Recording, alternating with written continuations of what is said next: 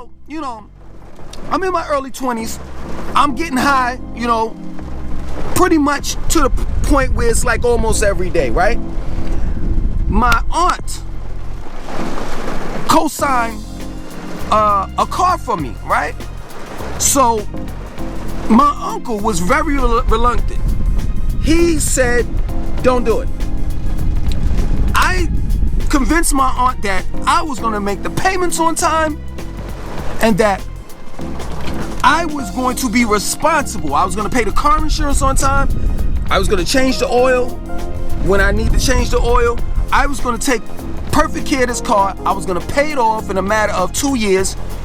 And she didn't have to worry about anything because she's putting her credit on the line, right? So we're at the Honda dealership, right? I get a Honda Civic. Now some people may sit back and say, oh man, Honda Civic ain't really nothing, but it was a sedan. So it was four-door, power windows. And I know some of y'all are gonna be like, well, all cars are power windows. Well, not in the the early 90s. Some of them were manual. You had to roll them down, right? Fully loaded, period. Sunroof, sunroof, fully loaded, right? So I'm good. I'm Gucci. I'm going to the clubs. Before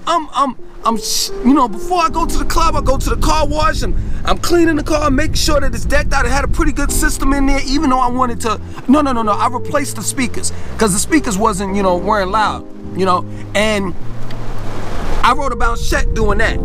So just think about how irresponsible I was in my 20s, right? So I go and I'm going to the clubs and I'm having fun. I'm picking up chicks. Chicks love the car and everything, and I'm just getting my props for it. So I had this job, man. It was a real nice job. I mean, decent pay, temp job, but it was still a good job, right? Had this job where the guy didn't mind me showing up late at times. I could actually be 10 minutes late and he didn't have too much of a problem with it. Lunch, they would buy me lunch. No, excuse me. I had long lunches. I could come back like an hour later or something like that. And then if I wanted to stay, work later, I got off at 5, but if I wanted to work up to 7, they paid for my dinner. Listen to how good that job was, right? So of course, as an NIGGA, I abused it. I would come to work. I had to be to work at 8 o'clock. I would come 10 o'clock. I had an hour lunch. I would go over my man's house. We'd get highs, zooted, high. I come back to work, hour and a half later. So it got to the point where he just got tired. He was like, yo, you are taking advantage of the situation. And one day, I did my usual thing. He forewarned me. I did my usual thing, took a lunch break, got high as a kite, right? Came back to work, he fired me, right? So here I am. I got this car. I got to make the car payments on it, car insurance and everything. The car insurance lapsed, so therefore, guess what? I didn't have no car insurance anymore. So I'm driving around without any car insurance, which is totally illegal, right? So the days progress, and I'm not thinking, I'm like, yo, I'm gonna get a job soon. I'm not worried about it. I'm just getting high every day. So as the days progress, I saw a little lump, like a bump in the tire, right? Now this is the summer. It's hot, right? I couldn't afford to get it. I mean, I was gonna take it to get it fixed, get another tire, but I was like, you know what? I can't afford to get another tire. I'm just gonna take it to one of these, places in the hood where I can get a tire for like $15, $20 used, right?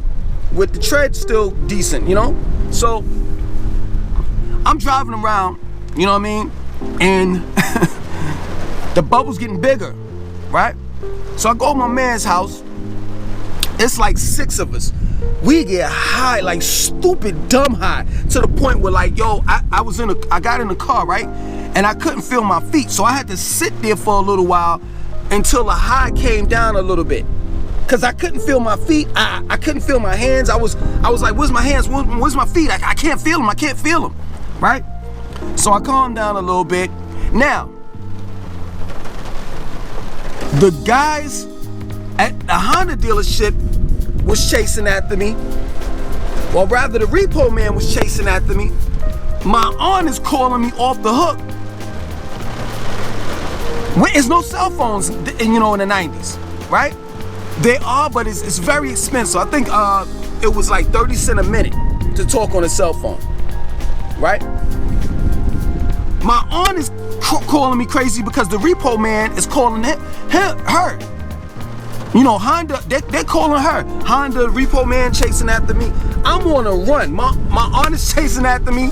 My uncle is not a game. This guy is like 6'3", and you know, now he's a friendly, kind, nice, Care Bear guy.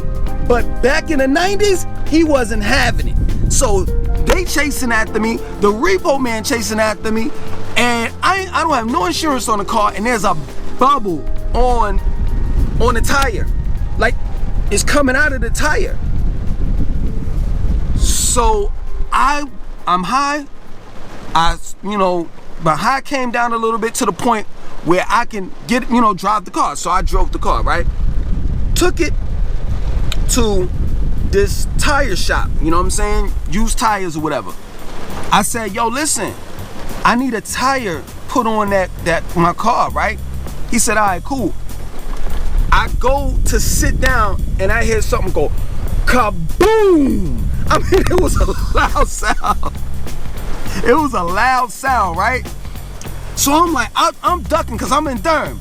And I forgot what side of Durham. I think I was on the east side or something like that. And you know, it was around Few Gardens, the projects. I think they tore them down now, right? So I'm in the hood.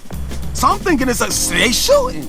So I duck down, I get up, and I walk towards my car, and the side of the side panel of the right hand side, the passenger side, is all up, like pulled up.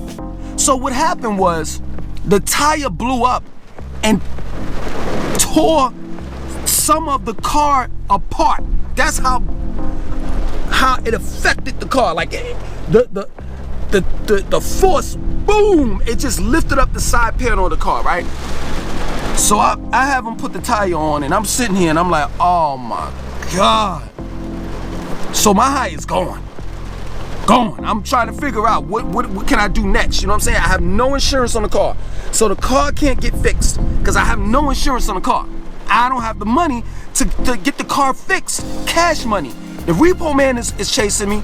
My aunt and my uncle is chasing after me. And I'm just like really stunned. I drove home because I had an apartment with a roommate, right? I drove home.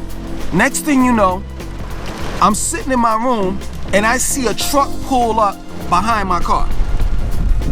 It's my uncle and my aunt. I'm like,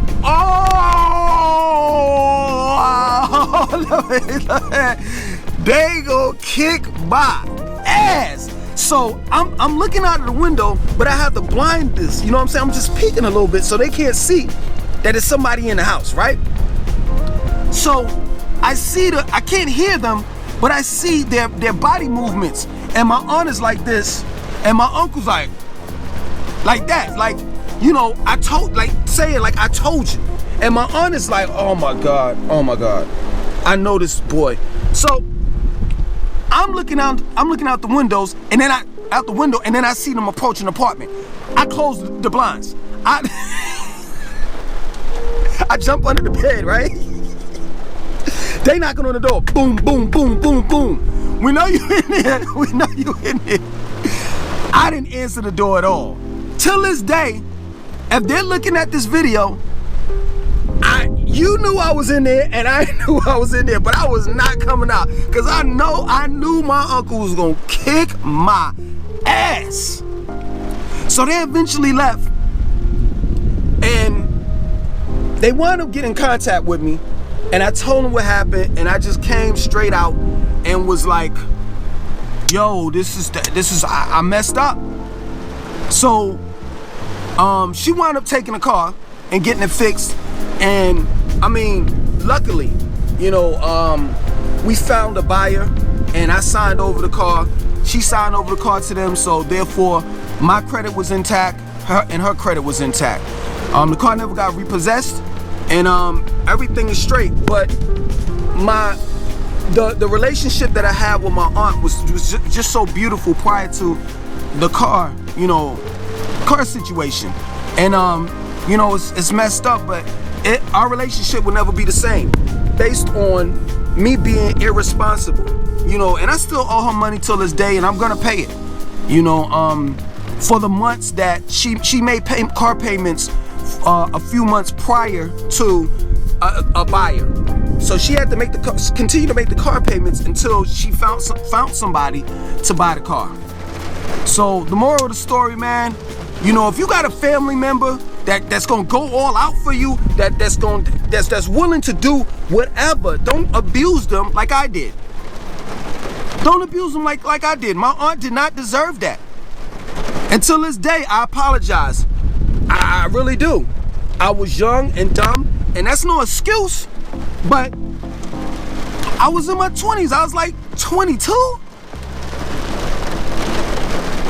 Yeah, man, the moral of the story, like, never take advantage of your family members or your friends, or just people in general that's trying to help you. Because I can never get an aunt like the aunt that I have. And to lose that type of relationship, I know she still loves me, but the type of relationship we had, it was just, she'll never trust me again. I'm just gonna put it out there. And another thing, say no to drugs. It's just that plain and simple. And for those that I know that are adults that are gonna smoke, if you're not going to quit, be responsible. Because there is a such thing as a responsible, it sounds funny, but it is a such thing as I'll say a person a responsible alcoholic, I guess, or a responsible weed head. Put your priorities first. And it's just that plain and simple, man. There's more stories to come, man. I'm only here to help inspire and motivate. My name is Langston 2092. I want you to like, comment, subscribe. Definitely share the video. 1.